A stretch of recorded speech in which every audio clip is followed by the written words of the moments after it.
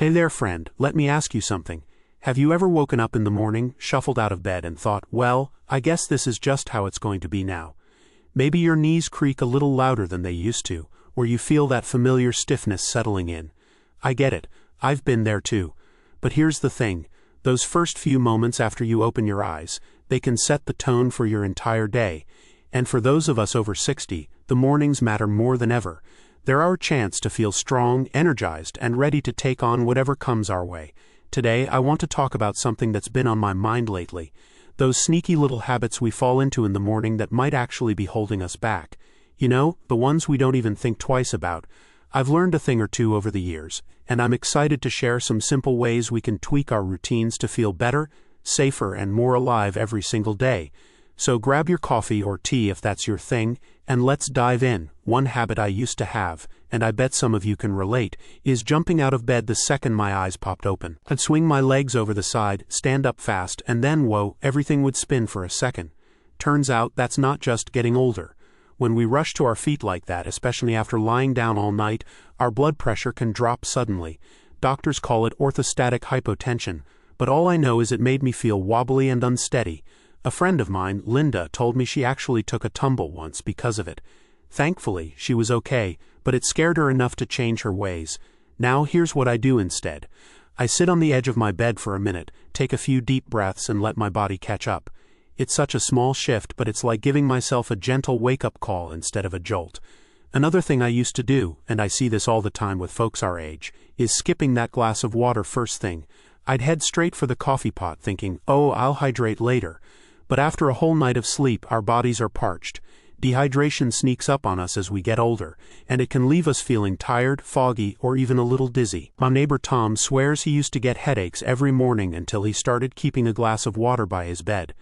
Now he sips it before his feet even hit the floor, and he says it's like flipping a switch. He's awake, alert, and ready to go. It's such an easy fix, and it makes a world of difference. Speaking of easy fixes, let's talk about something else we might not think about, those cozy slippers we love so much. I used to shuffle around in a pair that was so worn out the soles were practically paper thin. One morning I caught my toe on the rug and nearly went flying. It was a wake-up call. Literally, worn-out slippers or going barefoot can turn a simple walk to the kitchen into a risky adventure. These days I make sure my slippers have a good grip, and it's like having a little safety net under my feet. Let's keep this going. There's more to share that can brighten up our mornings. Now, while we're on the subject of starting the day right, there's another habit I've seen trip people up. Literally and figuratively. How many of us wake up and head straight into our to-do list? I used to do that. Feed the cat, check the mail, start breakfast, all without giving my body a chance to loosen up. My daughter Sarah, who's a physical therapist, caught me one day and said, "Mom, you've got to warm up first." She was right. When we skip a little movement in the morning, our muscles stay stiff, and that's when aches or even falls can creep in. Sarah showed me this simple trick. While I'm waiting for the kettle to boil, I do a few gentle stretches, just reaching up to the sky, rolling my shoulders, or swaying side to side. It's nothing fancy, but it wakes my body up.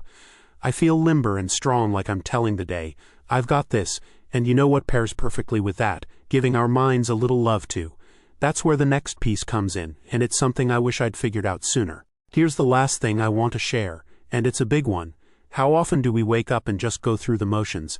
Maybe we're thinking about yesterday's worries or what's on the calendar tomorrow.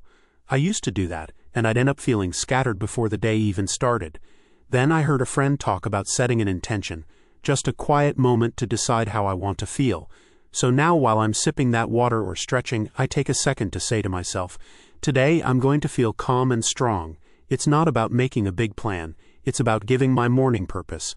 My friend Betty does this too, and she says it's like putting on an invisible shield against stress. It's amazing how something so small can shift everything. So there you have it, friends. Little tweaks that can turn our mornings into something special. It's not about perfection. It's about taking care of ourselves, one step at a time. Imagine waking up tomorrow, sitting up slowly, sipping some water, slipping on sturdy shoes, moving your body a little, and setting a positive tone. Doesn't that sound like a morning worth having? I think we deserve that, and so much more. If this resonated with you, I'd love to hear from you in the comments. What's one thing you're going to try tomorrow morning? And if you enjoyed this, give it a thumbs up and hit that subscribe button. I'd be so happy to keep sharing these moments with you. Here's to mornings that lift us up every single day. You've got this.